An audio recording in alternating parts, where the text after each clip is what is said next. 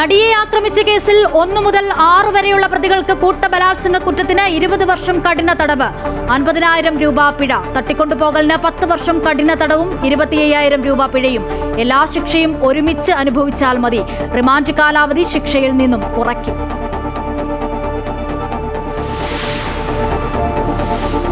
$5 ലക്ഷം അതിജീവിതയ്ക്ക് നൽകണം. ജീവപര്യന്തം നൽകേണ്ട പ്രത്യേക സാഹചര്യമില്ലെന്ന് കോടതി. പരമാവധി ശിക്ഷ ഒഴിവാക്കിയത് പ്രതികളുടെ പ്രായവും കുടുംബവും പരിഗണിച്ച്. പ്രതികൾ വിയൂർ സെൻട്രൽ ജയിലിലേക്ക്.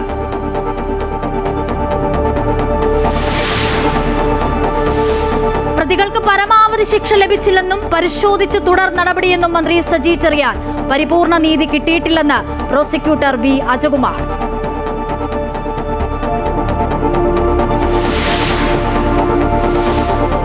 മുനമ്പം വഖഫ് ഭൂമിയല്ലെന്ന ഹൈക്കോടതി ഉത്തരവ് സ്റ്റേ ചെയ്ത സുപ്രീം കോടതി. മുനമ്പം കമ്മീഷന്റെ പ്രവർത്തനം തുടരാമെന്നും അന്വേഷണവുമായി മുന്നോട്ടു പോകാമെന്നും കോടതി. ജനുവരി 27 വിശദവാദം കേൾക്കും.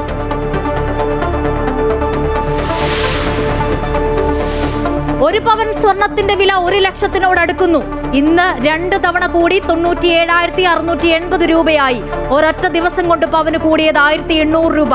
വെള്ളിയുടെ വിലയും റെക്കോർഡിൽ.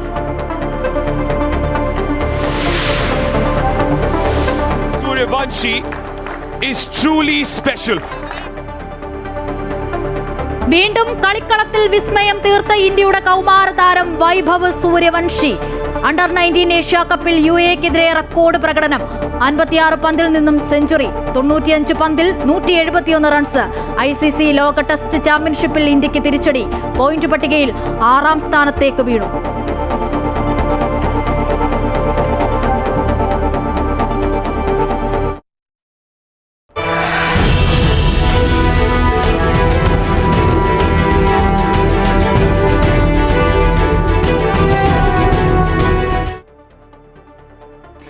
നടിയെ ആക്രമിച്ച കേസിൽ 1 മുതൽ 6 വരെയുള്ള പ്രതികൾക്ക് കൂട്ടബലാത്സംഗ കുറ്റത്തിന് 20 വർഷം കഠിന തടവ്, 50,000 രൂപ പിഴയൊടുക്കണം. തട്ടിക്കൊണ്ടുപോകലിന് 10 വർഷം കഠിന തടവും 25,000 രൂപ പിഴയും. എല്ലാ ശിക്ഷയും ഒരുമിച്ച് അനുഭവിച്ചാൽ മതി. റിമാൻഡ് കാലാവധി ശിക്ഷയിൽ നിന്നും കുറയ്ക്കും. 5 ലക്ഷം രൂപ പിഴ അതിജീവിതയ്ക്ക് നൽകണം. ജീവപര്യന്തം നൽകേണ്ട പ്രത്യേക സാഹചര്യമില്ലെന്ന് കോടതി നിരീക്ഷിച്ചു. പരമാവധി ശിക്ഷ ഒഴിവാക്കിയത് പ്രതികളുടെ പ്രായവും കുടുംബവും പരിഗണിച്ച്. പ്രതികൾ വിയൂർ സെൻട്രൽ ജയിലിലേക്ക്. വിവരങ്ങളുമായി കൊച്ചിയിൽ നിന്നും ശ്രീജിത്ത് ചേരുന്നു. ശ്രീജിത്ത്, അടച്ചിട്ട മുറിയിൽ ആയിരുന്നു വിചാരണ. വിധി തെറ്റായ സന്ദേശം നൽകുന്നുവെന്നാണ് പ്രോസിക്യൂഷൻ നിരീക്ഷിച്ചത്. വിധിയിൽ നിരാശയെന്നും പ്രോസിക്യൂട്ടർ അജകുമാർ പറയുന്നു. കോടതിയുടെ നിരീക്ഷണം എങ്ങനെയായിരുന്നു? വിവരങ്ങൾ.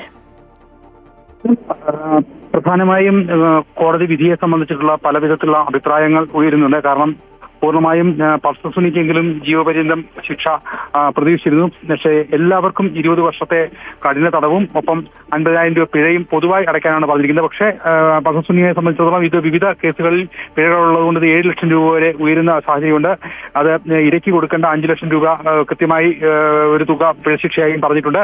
എന്തായാലും എല്ലാ പ്രതികളും 50,000 രൂപ പിഴശിക്ഷയായി അനുഭവിക്കണം. 20 ലക്ഷം രൂപ 20 വർഷം കഠിന തടവുമാണ് കോടതി ശിക്ഷ വിധിച്ചിരിക്കുന്നത്. നമുക്കറിയാം 20 വർഷം കഠിന തടവ് മുതൽ ജീവപര്യന്തം വരെയാണ് ഈ ബലാത്സംഗത്തിന് ഉള്ള ഒരു ശിക്ഷയായി കണക്കാക്കുന്നത്. പക്ഷേ അത് എല്ലാ പ്രതികൾക്കും ഒരുപോലെ അനുഭവിച്ചാൽ മതി എന്ന് പറയുമ്പോഴും ഏറ്റവും പ്രധാനപ്പെട്ട പ്രതിക്കും ആ ശിക്ഷ മാത്രമാണ് നൽകിയിരിക്കുന്നതെന്നുള്ളതാണ് ഇതിനകത്ത് എടുത്തു പറയേണ്ട കാര്യം. അത് പൾസസുനിയുടെ കാര്യത്തിൽ തീർച്ചയായും അതിന്റെ പരമാവധി ശിക്ഷ തന്നെ എല്ലാവരും പ്രതീക്ഷിച്ചിരുന്നു. അതുകൊണ്ട് തന്നെയാണ് നീതിയുടെ കാര്യത്തിൽ നീതി പൂർണ്ണമായിട്ടും പ്രതികൾക്ക് വേണ്ടത്ര രീതിയിലുള്ള പരമാവധി ശിക്ഷ കിട്ടിയോ എന്നുള്ള കാര്യത്തിൽ ഒരു സംശയം പലരും പ്രകടിപ്പിക്കുന്നത്. എന്തായാലും പൾസസുനിയെ സംബന്ധിച്ചിടത്തോളം ഏതാണ്ട് 6 വർഷത്തിന് മേൽ ഇയാൾ ജയിലിൽ കഴിഞ്ഞിട്ടുണ്ട്. അതുകൊണ്ട് തന്നെ ഏതാണ്ട് 13 വർഷം കഴിയുമ്പോൾ ഇയാൾക്ക് പുറത്തിറങ്ങാനാകുന്നു എന്നൊരു സാധ്യത കൂടി ഇതിലൂടെ ഉരുത്തിരിഞ്ഞ് വരികയാണ്. മാത്രമല്ല സലീം, അതിനകത്ത് വഴിപാൾ സലീം എന്ന് പറയുന്ന സലീമാണ് 18 വർഷത്തോളം ഏറ്റവും കൂടുതൽ കാലം ജയിലിൽ കഴിയേണ്ടി വരിക. കാരണം റിമാൻഡ് കാലാവധി 2 വർഷം മാത്രമാണ് സലീം ജയിലിൽ കഴിഞ്ഞിട്ടുള്ളത്. അപ്പം നിലവിൽ റിമാൻഡ് കാലാവധി ഒഴിച്ചിട്ടുള്ള സമയമാണ് ഇനി ജയിലിൽ ചിലവഴിക്കേണ്ടി വരുന്നത്. അതായത് ഒരു ജീവപര്യന്തം ശിക്ഷയേക്കാൾ പെട്ടെന്ന് തന്നെ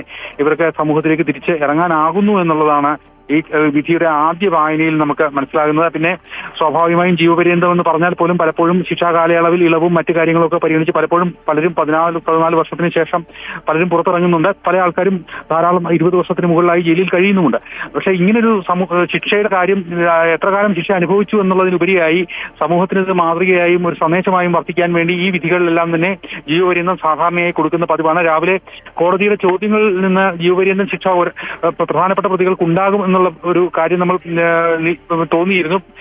അതോടൊപ്പം തന്നെ എല്ലാവർക്കും ഒരു ശിക്ഷ കൊടുക്കുന്നതിനെ കുറിച്ചും കോടതി ചില സംശയങ്ങൾ പ്രോസിക്യൂഷനോടും പ്രതിഭാഗത്തോടും ആവശ്യപ്പെട്ടിരുന്നു, ചോദിച്ചിരുന്നു. പക്ഷേ ശിക്ഷാ വിധി വന്നപ്പോൾ എല്ലാവർക്കും ഒരേ ശിക്ഷ തന്നെ 20 കൊല്ലത്തെ കഠിന തടവെന്നുള്ള ശിക്ഷ തന്നെയാണ് എല്ലാവർക്കും വന്നിരിക്കുന്നത്. അതായത് കൂട്ടബലാത്സംഗം എന്നുള്ള ഒരു കുറ്റം എല്ലാവരും ചെയ്തതായി തന്നെ കോടതി കണ്ടെത്തിയിരിക്കുന്നു എന്നുള്ളതാണ് ഇതിനകത്തുനിന്ന് മനസ്സിലാക്കാൻ സാധിക്കുന്നത്. നിലവിൽ അങ്ങനെ നോക്കുമ്പോൾ എല്ലാ പ്രതികളും ശിക്ഷിക്കപ്പെട്ടു. പ്രോസിക്യൂഷന്റെ ഭാഗത്തുനിന്ന് നിലവിൽ ഒരു പൂർണ്ണമായും പരാജയപ്പെട്ടിട്ടില്ല എന്നൊരു സമീപനം ആണ് വന്നിരിക്കുന്നത്. പക്ഷേ പ്രോസിക്യൂട്ടർ നീതി കിട്ടിയിട്ടില്ല, ഇരയ്ക്ക് പൂർണ്ണമായും നീതി കിട്ടിയിട്ടില്ല, പരിപൂർണമായൊരു നീതി വന്നിട്ടില്ല എന്നൊരു പ്രതികരണമാണ് അജയകുമാർ നടത്തിയിട്ടുള്ളത്. എന്തായാലും 8.5 വർഷത്തെ ഒരു വിചാരണയ്ക്ക് ശേഷം ആ വിധി പ്രസ്താവം മുന്നോട്ട് വന്നിരിക്കണമെങ്കിലും ഈ വിധിയെക്കുറിച്ച് ഈ ഘട്ടത്തിൽ നമുക്ക് കൂടുതൽ ഇഴപിരിച്ച് ചർച്ച ചെയ്യുക സാധ്യമല്ലാത്തത് ഈ വിധിന്യായം നമുക്ക് കയ്യിലോട്ട് ലഭിച്ചിട്ടില്ല എന്നുള്ളതാണ്. വിധിന്യായം കിട്ടിയാൽ പോലും വളരെ കാര്യമായി പഠനത്തിന് ശേഷം മാത്രം പറയാൻ കഴിയുന്ന ഒരു വിധിന്യായമായിരിക്കും അത്. കാരണം ഏതാണ്ട് 1400-ലധികം പേജുകളുള്ള ഒരു വിധിന്യായമാണ്. അതുകൊണ്ട് അതിലെ ഏറ്റവും പ്രധാനപ്പെട്ട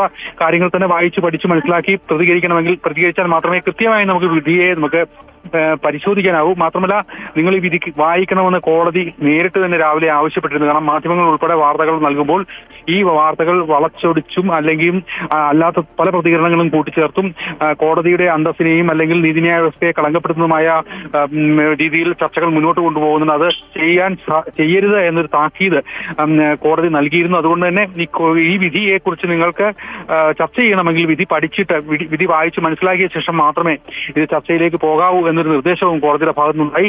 ഈ ഘട്ടത്തിൽ തന്നെ പക്ഷേ ശിക്ഷ കുറഞ്ഞുപോയി എന്നുള്ള ഒരു പ്രതികരണങ്ങൾ സമൂഹത്തിന്റെ പല ഭാഗത്തു നിന്ന് വരുന്നുണ്ട്. കാരണം ഏറ്റവും അറിയപ്പെടുന്ന ഏറ്റവും ഉന്നത നിലയിലുള്ള വളരെ പ്രഗത്ഭയായ ഒരു സ്ത്രീക്ക് അവരുടെ ജീവിതത്തിലെ ഏറ്റവും നല്ലൊരു സമയത്ത് അതിക്രൂരമായ രീതിയിൽ കേരളത്തിലെ മനസാക്ഷിയെ ഞെട്ടിക്കുന്ന രീതിയിലുള്ള ഒരു അക്രമം നേരിടേണ്ടി വന്നൊരു ഇതാണ് അത്. അതിനുശേഷം അതിനുണ്ടായ വിചാരണ വഴികളെല്ലാം തന്നെ നമ്മൾ വളരെ ആകാംക്ഷയോടുകൂടിയും വളരെ സെൻസേഷണൽ ആയിട്ടുള്ള വാർത്തയായി മാറാൻ തന്നെ കാരണം ഈ പൊതുസമൂഹത്തിന് ഇതിലുണ്ടായ താല്പര്യമാണ്.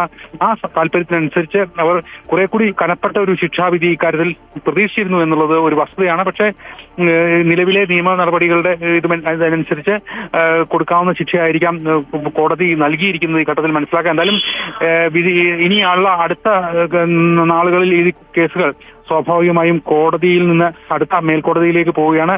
എല്ലാവരും തന്നെ മേൽക്കോടതിയെ സമീപിക്കുന്നു എന്നുള്ളതാണ് പ്രധാനപ്പെട്ട കാര്യം. ഈ 20 വർഷം ശിക്ഷ കിട്ടിയ പ്രതികളുടെ അഭിഭാഷകർ തന്നെ നേരത്തെ തന്നെ ഇവർ കുറ്റക്കാരാണെന്ന് പറഞ്ഞപ്പോൾ തന്നെ മേൽക്കോടതിയെ സമീപിക്കുമെന്ന് പറഞ്ഞപ്പോൾ ശിക്ഷാ ഇളവ് തേടി തീർച്ചയായും കോടതിയെ സമീപിക്കുന്ന ഒരു സാഹചര്യം ഉണ്ടാകും. അവിടെയും ഇവർക്ക് ശിക്ഷാ ഇളവ് കിട്ടാനുള്ള സാഹചര്യം ഉരുത്തിരിഞ്ഞ് വരുമോ എന്നുള്ളത് നമ്മൾ നോക്കിക്കാണേണ്ട ഒരു കാര്യമാണ്. എന്തായാലും പൾസർ സംബന്ധിച്ചിടത്തോളം പൂർണ്ണമായൊരു ശിക്ഷ അല്ലെങ്കിൽ കുറെ കൂടെ ഒരു ശക്തമായൊരു താക്കീത് എല്ലാവരും പ്രതീക്ഷിച്ചിരുന്നു എന്നുള്ളതാണ്. കാരണം അത്രയ്ക്ക് ക്രിമിനൽ മൈൻഡുള്ള അല്ലെങ്കിൽ അത്തരത്തിലുള്ള ചിന്താഗതികൾ നടപ്പാക്കാൻ ശേഷിയുള്ള അത്രയ്ക്ക് ക്രൂരത ചെയ്യുന്ന ഒരു മനുഷ്യന് കൊടുക്കാൻ സാധിക്കുന്ന ഒരു വിധിയിലേക്ക് ഇത് വന്നിട്ടുണ്ടോ എന്നുള്ള സംശയമുണ്ട്. പ്രത്യേകിച്ച് നിർഭയ കേസ് ഉൾപ്പെടെയുള്ള കാര്യങ്ങൾ പരാമർശിച്ചുകൊണ്ടാണ് പ്രതിഭാഗവും ഒപ്പം തന്നെ പ്രോസിക്യൂഷനും ഈ ജഡ്ജി ഉൾപ്പെടെയുള്ളവർ വിധി വായിച്ചു തന്നെ തുടങ്ങിയതും അങ്ങനെ തന്നെയാണ്. പക്ഷേ 20 വർഷത്തെ കഠിനതടവാണ് നിലവിൽ ശിക്ഷാവിധിയായി വന്നിട്ടുള്ളത്. 3:30 മണിക്ക് വിധി പ്രഖ്യാപിക്കുമെന്ന് പറഞ്ഞ ശേഷം കുറെ കൂടി സമയമെടുത്ത് 4:30 ശേഷമാണ് വിധി പ്രസ്താവം ഉണ്ടായത്. അത് അധിക താമസം കൂടാതെ വിധി പ്രസ്താവം വായിച്ചു തീർത്തിരുന്നു. ഇപ്പോൾ പ്രതികളെ വിയൂർ സെൻട്രൽ ജയിലിലേക്ക് മാറ്റാനുള്ള നടപടിക്രമങ്ങൾ പുരോഗമിക്കുകയാണ്. വാഹനം തയ്യാറായി നിൽക്കുന്നത്. എല്ലാവരും പ്രതികളെ കൊണ്ടുപോകുന്നതിനുള്ള ആ ഒരു ദൃശ്യങ്ങൾ പകർത്താനായി നിൽക്കുന്ന ഒരു കാഴ്ച നമുക്ക് ഇവിടുന്ന് കാണാൻ കഴിയുന്നത്. എന്തായാലും അല്പസമയത്തിനുള്ളിൽ തന്നെ അവരെ വിയൂരിലേക്ക് മാറ്റും. അതിൽ വിജീഷ് ആവശ്യപ്പെട്ടിരുന്നത് കണ്ണൂർ ജയിലിലേക്ക്, തലശ്ശേരിക്കാരനാണ്, കണ്ണൂർ ജയിലിലേക്ക് പോകണമെന്നാണ്. പക്ഷേ നിലവിൽ എല്ലാവരെയും വിയൂർ ജയിലിലേക്ക് തന്നെ അയക്കാനാണ് തീരുമാനിച്ചിട്ടുള്ളത്.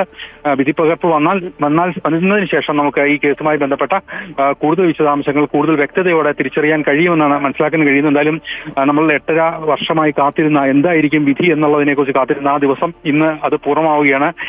പ്രതികൾക്കെല്ലാം 1 മുതൽ 6 വരെയുള്ള പ്രതികൾക്ക് എല്ലാവർക്കും 20 വർഷം കഠിന തടവ് എന്നുള്ളതാണ് ഏറ്റവും പ്രധാനപ്പെട്ട ശിക്ഷ. ഇതുകൂടാതെ വിവിധ തലങ്ങളിലായി പിഴ ശിക്ഷകളും പ്രതികൾക്ക് വിധിച്ചിട്ടുണ്ട്.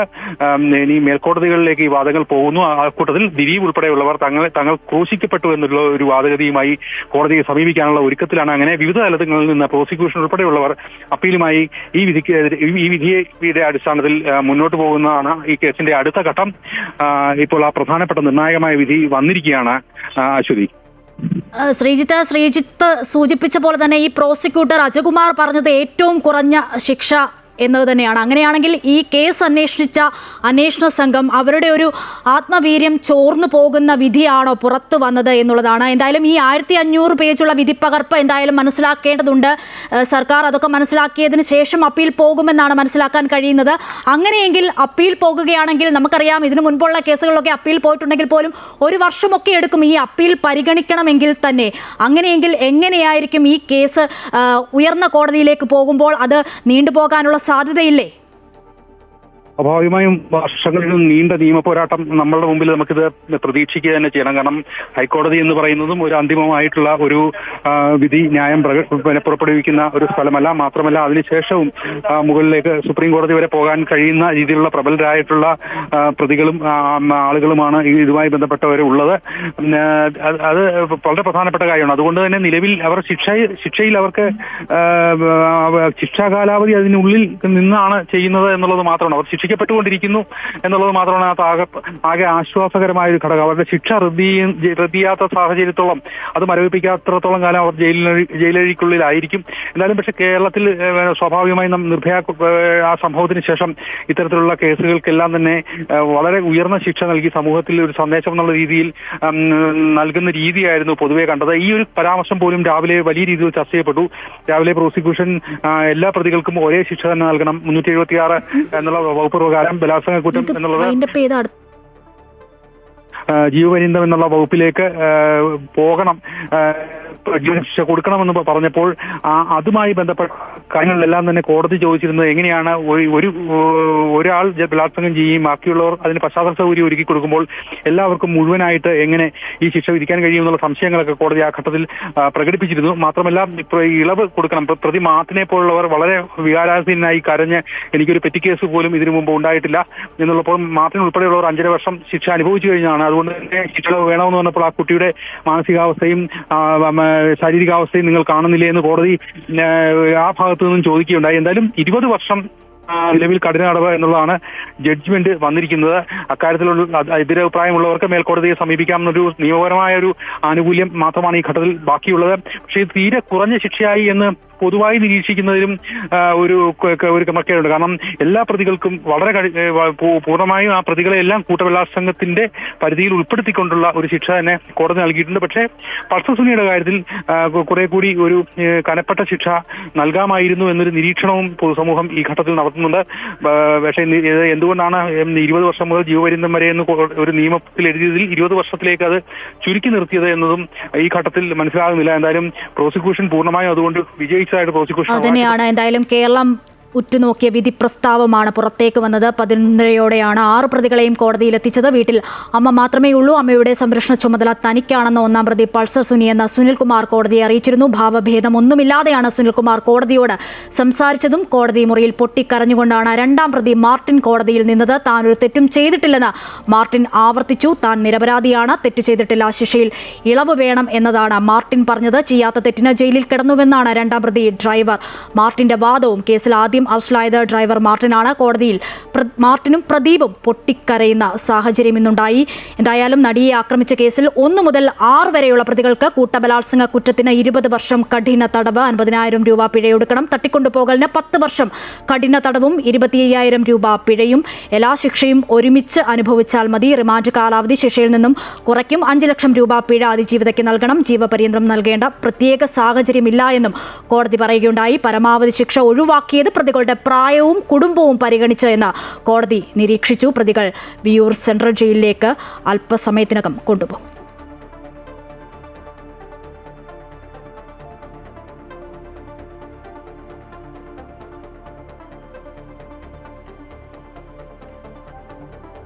പ്രതികൾക്ക് പരമാവധി ശിക്ഷ ലഭിച്ചില്ലെന്നും പ്രമാദമായ കേസിൽ ശിക്ഷയിൽ കുറവുണ്ടോ എന്ന് പരിശോധിച്ച് തുടർ നടപടി സ്വീകരിക്കുമെന്നും മന്ത്രി സജി ചെറിയാൻ. സർക്കാർ അതിജീവിതയ്ക്കൊപ്പമാണ്.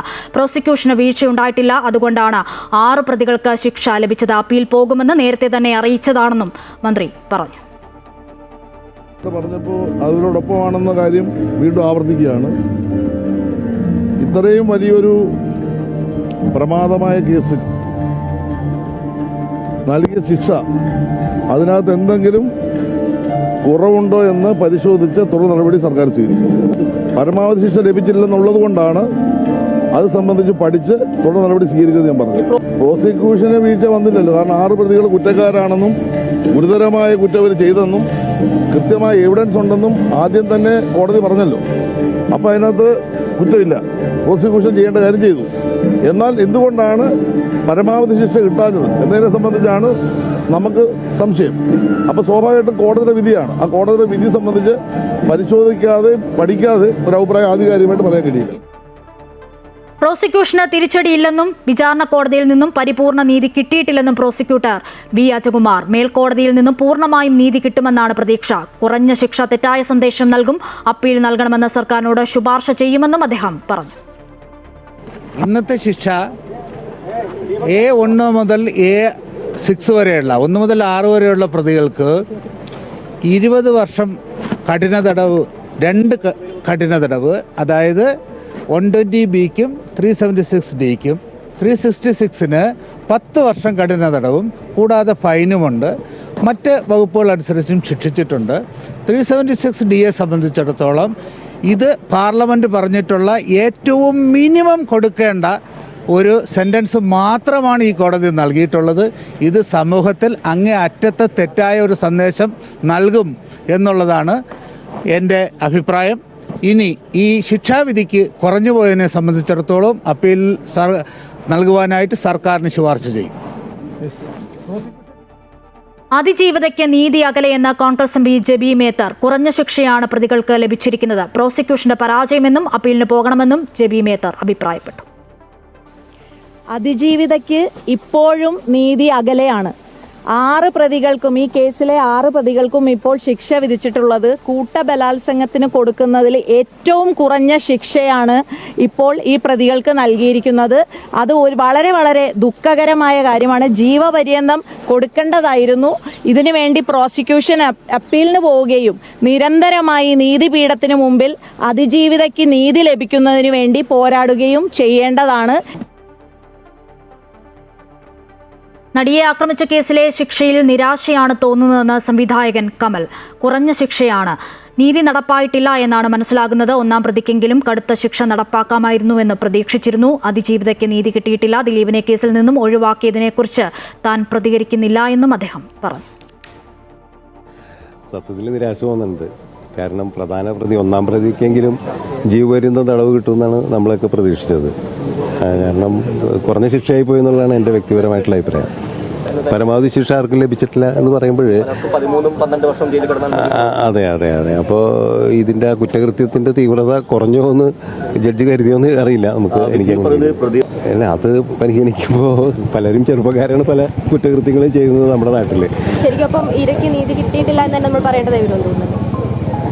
കിട്ടിയിട്ടില്ല എന്ന് തന്നെയാണ് ഞാൻ മനസ്സിലാക്കുന്നത്. മറ്റൊരു കാര്യം ഞാൻ മനസ്സിലാക്കുന്നത്, ഇപ്പോൾ അതിജീവിതയെ സംബന്ധിച്ചോളം നീതി കിട്ടിയിട്ടില്ല എന്ന് തന്നെയാണ് വിശ്വസിക്കുന്നത്. അപ്പോൾ നീതി കിട്ടിയിട്ടില്ല എന്ന് അതിജീവിത വിശ്വസിക്കുന്നിടത്തോളം കാലം നീതി നടപ്പായിട്ടില്ല എന്നാണ് നമ്മളൊക്കെ മനസ്സിലാക്കേണ്ടത്. എനിക്കതിനെക്കുറിച്ച് അത്രേ പറയാനുള്ളൂ. കോടതിയെ ബഹുമാനിക്കുന്നുവെന്നും രാജ്യത്തെ പൗരൻ എന്ന നിലയ്ക്ക് വിധി ചോദ്യം ചെയ്യാനില്ലെന്നും KSFDC ചെയർമാനും സംവിധായകനുമായ കെ മധു. സൈബർ അതിക്രമം ഒരു നല്ല കാര്യമല്ലെന്നും അദ്ദേഹം പറഞ്ഞു. അപ്പോൾ കോടതിയുടെ ഒരു വിധി വന്നിരിക്കുന്നതിനെപ്പറ്റി കൂടുതൽ അഭിപ്രായം പറയാൻ ഞാൻ ആളല്ല. അതല്ല ഞാൻ പറഞ്ഞേ. അതിനെ നമ്മളെങ്ങനെ ഒരു കോടതി തീരുമാനത്തെ നമുക്ക് ചോദ്യം ചെയ്യാനോ എന്തെങ്കിലും അതിനെപ്പറ്റി സംസാരിക്കാനോ ഒരു പൗരൻ എന്ന നിലയിൽ നമുക്കാവില്ല. അതിജീവിതയ്ക്ക് നീതി കിട്ടിയിട്ടുണ്ടോ? അതും ഞാനിപ്പോൾ തൽക്കാലം കമൻറ്റ് ചെയ്യുന്നില്ല. ഞാനതല്ലേ പറഞ്ഞു, ഇപ്പോൾ ഒരു കീഴ്ക്കോടതി വിധി വന്നു. ആ വിധിയെ നമ്മൾ മാനിക്കുക.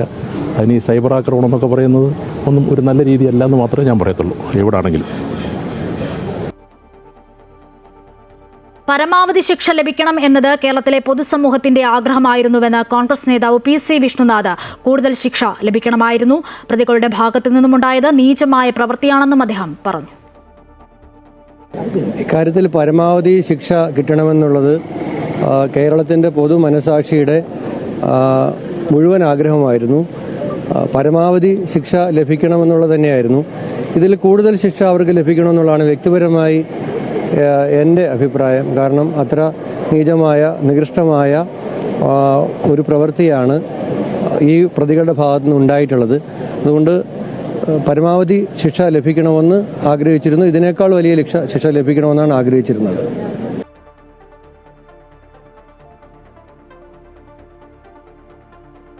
പ്രതീക്ഷിച്ചു. വിധി പഠിച്ച് തുടർ നടപടികൾ സ്വീകരിക്കും. ദിലീപ് ശക്തനായിരുന്നു, അതിനെയെല്ലാം പ്രോസിക്യൂഷൻ അതിജീവിച്ചുവെന്നും അദ്ദേഹം പറഞ്ഞു.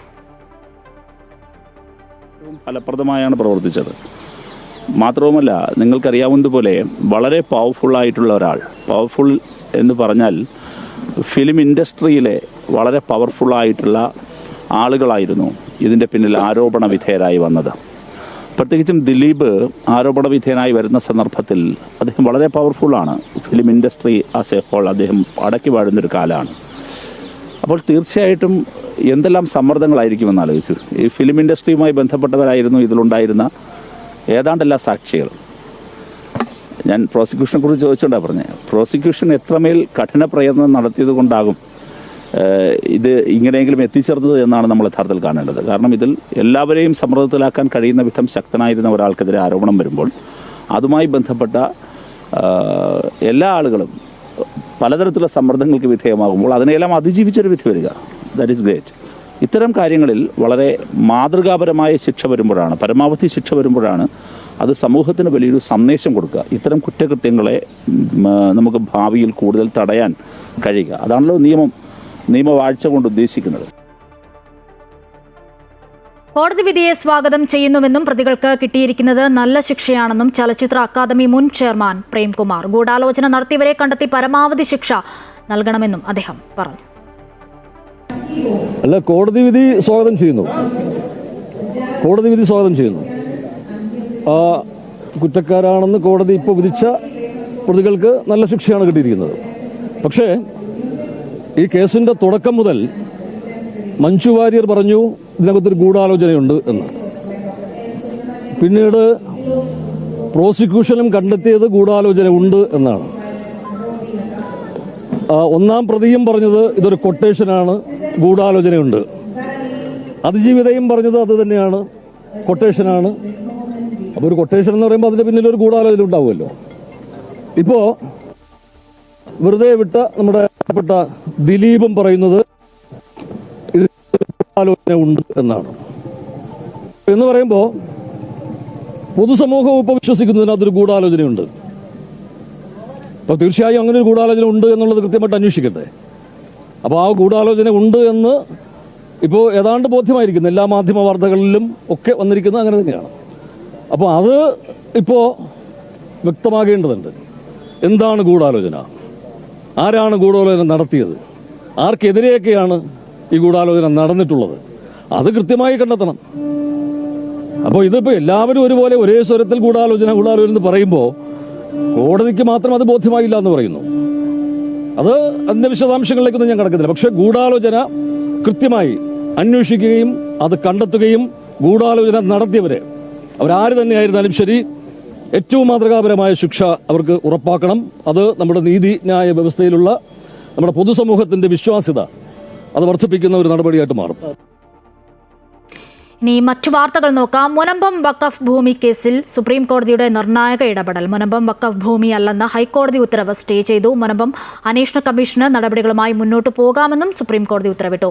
വഖഫ് സംരക്ഷണ വേദി നൽകിയ അപ്പീലിലാണ് കോടതിയുടെ നടപടി. സംസ്ഥാന സർക്കാർ അടക്കം എതിർകക്ഷികൾക്ക് കോടതി നോട്ടീസ് നൽകി. കേസ് ജനുവരി 27 വീണ്ടും പരിഗണിക്കും. കേരള ഹൈക്കോടതിയുടെ ഡിവിഷൻ ബെഞ്ചാണ് മുനമ്പത്തേത് വഖഫ് ഭൂമിയല്ലെന്ന് ഉത്തരവിട്ടത്. ഇതാണ് ഇടക്കാല ഉത്തരവിലൂടെ സുപ്രീം കോടതി സ്റ്റേ ചെയ്തിരിക്കുന്നത്.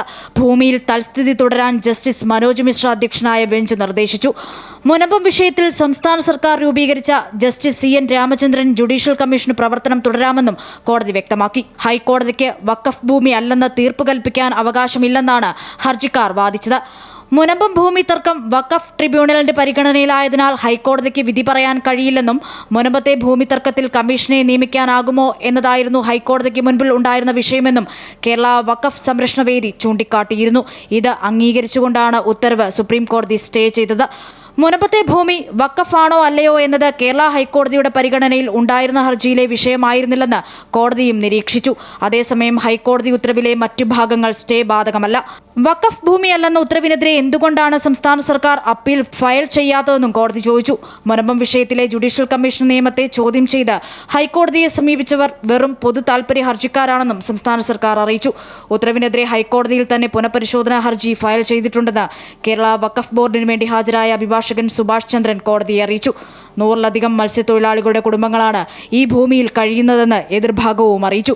ഹർജിയിൽ സർക്കാർ ഉൾപ്പെടെയുള്ള കക്ഷികൾക്ക് നോട്ടീസ് അയച്ച സുപ്രീം കോടതി ജനുവരി 27 വിശദമായ വാദം കേൾക്കാനും തീരുമാനിച്ചു. അമൃത ന്യൂസ്, ന്യൂഡൽഹി.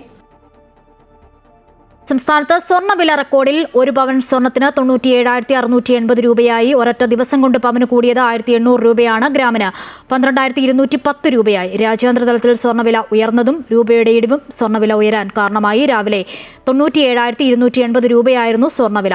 ഉച്ച കഴിഞ്ഞപ്പോൾ വീണ്ടും സ്വർണ്ണവില വർദ്ധിക്കുകയായിരുന്നു. ഏറ്റവും കുറഞ്ഞ പണിക്കൂലിയായ 5%, GST 3%, ഹോൾമാർക്കിംഗ് ചാർജും ചേർത്താൽ ഇന്ന് 1 പവൻ സ്വർണ്ണാഭരണം വാങ്ങാൻ 1 ലക്ഷത്തിന് മുകളിൽ നൽകണം. ശബരിമല കേസിൽ പ്രതിയായ ദേവസ്വം മുൻ പ്രസിഡന്റും CPM നേതാവുമായ A. പത്മകുമാറിന് ജാമ്യമില്ല. കൊല്ലം വിജിലൻസ് കോടതിയിൽ A. പത്മകുമാറിന്റെ ജാമ്യാപേക്ഷ തള്ളി. അതേസമയം കേസിൽ മുഖ്യപ്രതിയായ ഉണ്ണികൃഷ്ണൻ പോറ്റി വിജിലൻസ് കോടതിയിൽ ജാമ്യാപേക്ഷ നൽകിയിട്ടുണ്ട്. ശബരിമല കട്ടിളപ്പാളി സ്വർണ്ണക്കവർച്ച കേസിൽ A. പത്മകുമാർ സമർപ്പിച്ച ജാമ്യ ഹർജിയാണ് കൊല്ലം വിജിലൻസ് കോടതി തള്ളിയത്.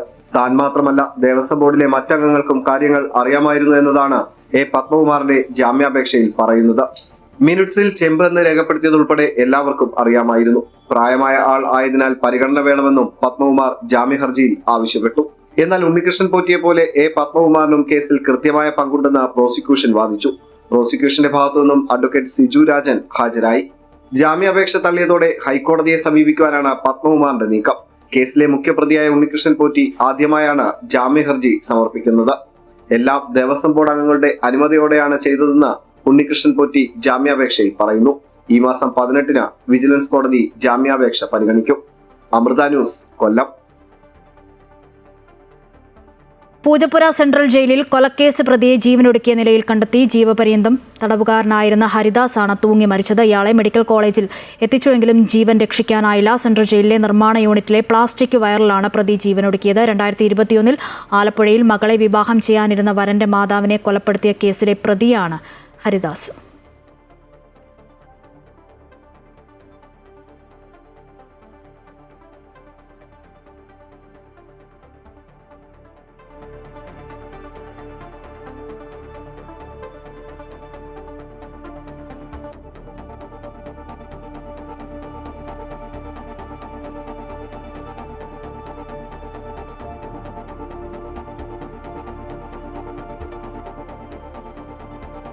ശശി തരൂർ MPക്ക് സവർക്കർ പുരസ്കാരം നൽകാൻ തീരുമാനിച്ചതിൽ വിശദീകരണവുമായി HRDS. 3 തവണ തരൂരിന്റെ സ്റ്റാഫ് അംഗങ്ങളെ കണ്ടു. 1 തവണ തരൂരിനെ നേരിട്ട് കണ്ടുവെന്നും HRDS സെക്രട്ടറി അജി കൃഷ്ണൻ പറഞ്ഞു. അതേസമയം തരൂരിനെ ക്ഷണിച്ച മെയിൽ സംബന്ധിച്ച് വിശദീകരിച്ചുവെങ്കിലും കണ്ട തീയതി ഓർക്കുന്നില്ല എന്നായിരുന്നു ഭാരവാഹികളുടെ മറുപടി. പ്രതിരോധ മന്ത്രി വരുന്നില്ലെന്ന് ഔദ്യോഗികമായി അറിയിപ്പ് കിട്ടിയിരുന്നില്ലെന്നും HRDS പറയുന്നു. രാഷ്ട്രപിതാവിന്റെ അഹിംസാവാദത്തിന് തങ്ങൾ എതിരാണെന്നും ഭാരവാഹികൾ ഡൽഹിയിൽ പറഞ്ഞു.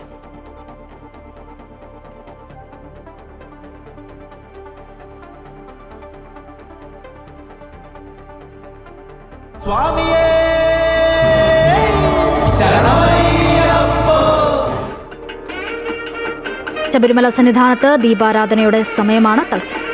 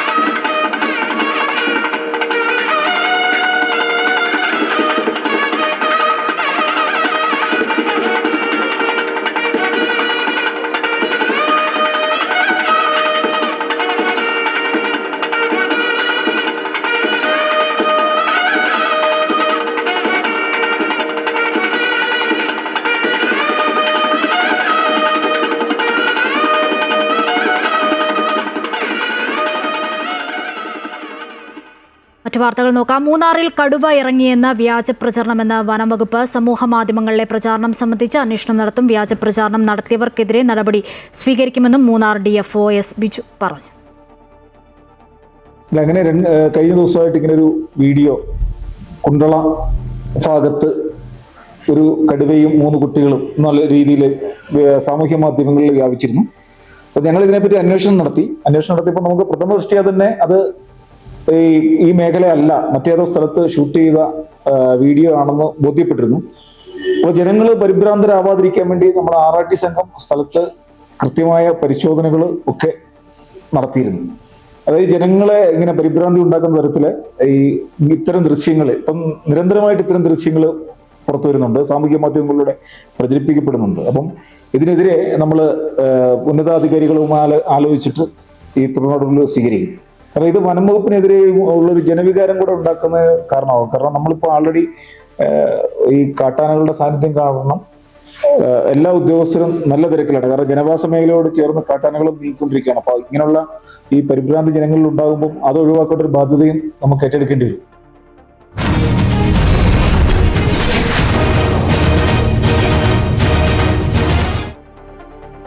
തദ്ദേശ സ്വയംഭരണ തെരഞ്ഞെടുപ്പ് ഫലം വരുമ്പോൾ സംസ്ഥാനത്ത് LDF തരംഗമായിരിക്കുമെന്ന് മന്ത്രി V. ശിവൻകുട്ടി. കോൺഗ്രസ് പ്രവർത്തകർക്കൊപ്പം എത്തി വോട്ട് ചെയ്ത രാഹുൽ മാങ്കൂട്ടത്തലിന്റെ നടപടി ധാർഷ്ട്യമാണെന്നും സർക്കാരിനെയും ജനങ്ങളെയും വെല്ലുവിളിക്കലാണെന്നും മന്ത്രി അമൃത ന്യൂസിനോട് പറഞ്ഞു. തദ്ദേശ സ്വയംഭരണ തെരഞ്ഞെടുപ്പിൻ്റെ റിസൾട്ട് വരാൻ ഇനി മണിക്കൂറുകൾ മാത്രം ശേഷിക്കുകയാണ്. ഇപ്പോൾ നമ്മോടൊപ്പം ചേരുന്നത് മന്ത്രി V. ശിവൻകുട്ടിയാണ്. സർ നമസ്കാരം. ഇനി ഏതാനും മണിക്കൂറുകൾ മാത്രമാണ് റിസൾട്ട് വരാനുള്ളത്. ഇപ്പോൾ ഏറ്റവും അവസാനവട്ട ഒരു വിലയിരുത്തൽ കൂടി കഴിഞ്ഞിരിക്കുകയാണ്. എങ്ങനെയാണ് തിരുവനന്തപുരത്തെ കാണുന്നത്? ഒപ്പം തന്നെ സംസ്ഥാനത്ത് നേരത്തെ തന്നെ ഒരു LDF തരംഗം തന്നെയായിരുന്നു കഴിഞ്ഞ തവണ ഉണ്ടായിരുന്നു. ഇത്തവണ എങ്ങനെയാണ് അതിനെ കാണുന്നത്? സംസ്ഥാനത്ത് ഒരു LDF തരംഗമാണ് ഇപ്പോൾ നമുക്ക് കാണാൻ കഴിയുന്നത്. തിരുവനന്തപുരം ജില്ലയിൽ അത്യുജ്വലമായിട്ടുള്ളൊരു വിജയം ഉണ്ടാകുമെന്നുള്ളതാണ് ഞങ്ങളുടെ ഒരു വിലയിരുത്തൽ. BJPക്ക് കനത്ത നഷ്ടം ഉണ്ടാകും. തിരുവനന്തപുരം ജില്ലാ പഞ്ചായത്തിൽ BJPക്ക് ഒരു സീറ്റ് പോലും കിട്ടാൻ സാധ്യതയില്ല. തിരുവനന്തപുരം കോർപ്പറേഷനിൽ കഴിഞ്ഞ വർഷം 50+3 ആയിരുന്നു. അതിപ്പോൾ മാറി കൂടുതൽ മെച്ചപ്പെട്ട സ്ഥിതിവിശേഷം ഉണ്ടാകും. 4 മുനിസിപ്പാലിറ്റികളും LDF നിലനിർത്തും. ബ്ലോക്ക് പഞ്ചായത്തിൽ കഴിഞ്ഞ പ്രാവശ്യം 1ൻ്റെ കുറവുണ്ടായിരുന്നു. അതും കൂടെ ഈ പ്രാവശ്യം പിടിച്ചെടുക്കും. പഞ്ചായത്തുകളും ഇതിൻ്റെ നിലയും മെച്ചപ്പെടുത്താൻ സാധ്യതയുണ്ട്. അതിന് കണക്കുകൾ ഞാനിപ്പം വിശദീകരിക്കുന്നില്ല. പൊതുവിൽ ഒരു ഭരണ വിരുദ്ധ വികാരമൊന്നും ഇല്ലായിരുന്നു. ഭരണ അനുകൂല തരംഗമാണ് കാണാൻ വേണ്ടി കഴിഞ്ഞിട്ടുള്ളത്. കോൺഗ്രസിൻ്റെ ജീർണിച്ച രാഷ്ട്രീയ സംസ്കാരത്തെ ജനങ്ങൾ തള്ളിക്കളയുന്ന ഒരു സ്ഥിതിവിശേഷമാണ് ഉണ്ടായിട്ടുള്ളത്. BJPയുടെ കേരള വിരുദ്ധ കേന്ദ്ര നിലപാടും നമുക്ക് ഈ തെരഞ്ഞെടുപ്പ് അനുകൂലമായി വന്നിട്ടുണ്ട്. ഒരു പ്രധാന കാര്യമുള്ളത് ഇത്തവണ തെരഞ്ഞെടുപ്പിൽ ചർച്ച ചെയ്യുന്ന വിഷയങ്ങളിലേക്ക് വന്ന സമയത്ത് ഏറ്റവും അവസാനത്തേക്ക് വന്നത് രാഹുൽ മാങ്കൂട്ടം ഉൾപ്പെടെയുള്ള വിഷയങ്ങളുണ്ട്. സർക്കാരിനെതിരെ ശബരിമല വിഷയങ്ങൾ ഉൾപ്പെടെയുള്ളവ ചർച്ചാ വിഷയങ്ങളായിരുന്നു. ഒപ്പം തന്നെയാണ് ഈ പ്രശ്നങ്ങളൊക്കെ നിലനിൽക്കുന്ന സമയത്ത് പോലും ഇന്ന് രാഹുൽ മാങ്കൂട്ടം കഴിഞ്ഞ ദിവസം ഒരു വെല്ലുവിളി പോലെ വന്ന് വോട്ട് ചെയ്തു പോകുന്നൊരു സാഹചര്യം ഉണ്ടായി. അത് മുൻകൂർ ജാമ്യം അടക്കം നേടിക്കൊണ്ടുള്ള ഒരു നിലപാടായിരുന്നു. അത് ഭരണകൂടത്തെ വെല്ലുവിളിക്കലാണ്, കോടതിയെ വെല്ലുവിളിക്കലാണ്, കേരളത്തിലെ ജനസമൂഹത്തെ വെല്ലുവിളിക്കലാണ്, മാധ്യമങ്ങളെ വെല്ലുവിളിക്കുകയാണ്. കേരളത്തെ മൊത്തം വെല്ലുവിളിച്ച വില കുറഞ്ഞ ഒരു അഭ്യാസ പ്രകടനമായിരുന്നു രാഹുലിൻ്റെ ഉണ്ടായിട്ടുള്ളത്. അത് ആ അഭ്യാസ പ്രകടനം പതിവ് പോലെ അദ്ദേഹത്തിന് മാത്രമേ ചെയ്യാൻ വേണ്ടി പറ്റുള്ളൂ. അത് അദ്ദേഹത്തിന് മാത്രം ഉള്ളതാണ്. ഈ രാഹുലിനെ കണ്ടെത്തുന്നതിൽ പോലീസിനൊരു വീഴ്ച സംഭവിച്ചിട്ടുണ്ട്. എങ്ങനെയാണ് അത്? പോലീസ് ഒരു കണ്ടെത്തൽ ഏതെങ്കിലും ഒരു ചെറിയൊരു കാര്യം ഒരു കാര്യം വെച്ചുകൊണ്ട് അത് വീഴ്ചയെന്ന് പറയാൻ വേണ്ടി പറ്റില്ലല്ലോ. അത് ചില കാര്യങ്ങളിൽ എത്രയും വേഗം തീരുമാനം ഉണ്ടായെന്ന് വരും. ചില കാര്യങ്ങൾ ചിലപ്പോൾ പല കാരണങ്ങൾ കൊണ്ടും ചില ഒരു താമസം ഉണ്ടായെന്ന് വരും. എന്നതുകൊണ്ട് നിയമത്തിൻ്റെ മുന്നിൽ കൊണ്ടുവരുന്ന കാര്യത്തിൽ എന്തെങ്കിലും വീഴ്ച ഉണ്ടായിട്ടുണ്ടോ എന്നുള്ള കാര്യം മാത്രം പരിശോധിച്ചാൽ മതിയാവും. പ്രധാനപ്പെട്ട ഒരു കാര്യമുള്ളത് BJPയുടെ എക്സിറ്റ് പോൾ ഫലം പുറത്തു വന്നിരുന്നു അന്ന് ഇലക്ഷൻ്റെ സമയത്ത് തന്നെ. അത് ഒരു അവരുടെ ഒരു അടവായിട്ടാണോ തോന്നുന്നത്? എങ്ങനെയാണ് അതിനെ? അത് തികച്ചും നിയമവിരുദ്ധമാണല്ലോ. തെരഞ്ഞെടുപ്പ് നടന്നുകൊണ്ടിരുന്ന അവസരത്തിൽ എക്സിറ്റ് പോൾ പാടില്ല എന്ന് കേന്ദ്ര ഇലക്ഷൻ കമ്മീഷൻ പ്രഖ്യാപിച്ചിട്ടുള്ളതാണല്ലോ. BJPയുടെ ഓഫീസിൽ വെച്ച് തയ്യാറാക്കിയ എക്സിറ്റ് പോളാണ് ശാസ്ത്രമംഗലത്തെ BJP സ്ഥാനാർത്ഥി മുഖാന്തരം പുറത്തുവിട്ടിട്ടുള്ളത്. അത് സ്ഥാനാർത്ഥിയെ അയോഗ്യത അടക്കം കൽപ്പിക്കുന്നതിന് വേണ്ടിയുള്ള തെറ്റാണ് അവർ ചെയ്തിട്ടുള്ളത്. അത് BJPക്ക് തന്നെ ഉത്തരവാദിത്തമുണ്ട്. അത് വോട്ടർമാരെ സ്വാധീനിക്കുന്നതിന് വേണ്ടിയാണ് തെരഞ്ഞെടുപ്പ് സമയത്ത് തന്നെ ഇത് പുറത്തുവിടുന്നതിന് വേണ്ടി കഴിഞ്ഞിട്ടുള്ളത്. തെരഞ്ഞെടുപ്പ് കമ്മീഷന് CPM ജില്ലാ സെക്രട്ടറി ജോയ് പരാതി നൽകിയിട്ടുണ്ട്. നടപടി ഉണ്ടാവുമെന്നാണ് പ്രതീക്ഷിക്കുന്നത്. സർക്കാരിൻ്റെ പ്രവർത്തനങ്ങൾ എന്ത് തന്നെയായാലും ഇത്തവണ LDFന് ഗുണകരമാകും. തീർച്ചയായിട്ടും ഞാൻ പറഞ്ഞല്ലോ, ഒരു സർക്കാർ വിരുദ്ധ വികാരമോ വിചാരമോ ഒന്നും ഞങ്ങൾക്കില്ല. ഇടതുപക്ഷ ജനാധിപത്യ മുന്നണിക്ക് ഏത് വീടുകളിലും സധൈര്യം ചെന്ന് കയറാൻ കഴിയുന്ന ഒരു സാഹചര്യമാണ് കേരള രാഷ്ട്രീയത്തിൽ LDF ഒരുക്കിയിട്ടുള്ളത്. തന്നെയാണ് ഇത്തവണയും ഒരു സർക്കാർ അനുകൂല നിലപാട് തന്നെ ഉണ്ടാകുമെന്നാണ് മന്ത്രി വിലയിരുത്തുന്നത്. ഒപ്പം തന്നെ LDFന് അനുകൂലമായ ഒരു തരംഗം അത് ഇത്തവണയും അടുത്ത ദിവസം റിസൾട്ട് വരുമ്പോഴും ഉണ്ടാകുമെന്ന് കൂടി അദ്ദേഹം വിലയിരുത്തുന്നു. ക്യാമറമാൻ രതീഷിനൊപ്പം രജിത് കുമാർ, അമൃത ന്യൂസ്, തിരുവനന്തപുരം. തദ്ദേശ തെരഞ്ഞെടുപ്പ് ഫലത്തിന്റെ തത്സമയ വിവരങ്ങളുമായി അമൃത ന്യൂസും രാവിലെ 7 മണി മുതൽ അമൃത TVയിലും അമൃത ന്യൂസ് യൂട്യൂബിലും പ്രേക്ഷകർക്ക് കാണാം.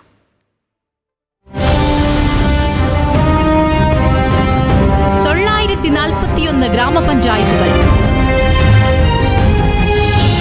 152 ബ്ലോക്ക് പഞ്ചായത്തുകൾ, 14 ജില്ലാ പഞ്ചായത്തുകൾ. നാടിന്റെ നല്ല നാളേക്കായി നാട്ടുകാർ ആർക്കൊപ്പം?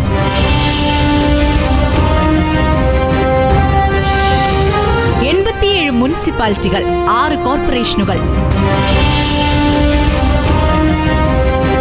ആരോപണ പ്രത്യാരോപണങ്ങൾക്കപ്പുറം ജനവിധി എന്ത്? നാടിന്റെ നന്മയ്ക്കായി നിങ്ങൾ തിരഞ്ഞെടുത്തവർ ആരൊക്കെ?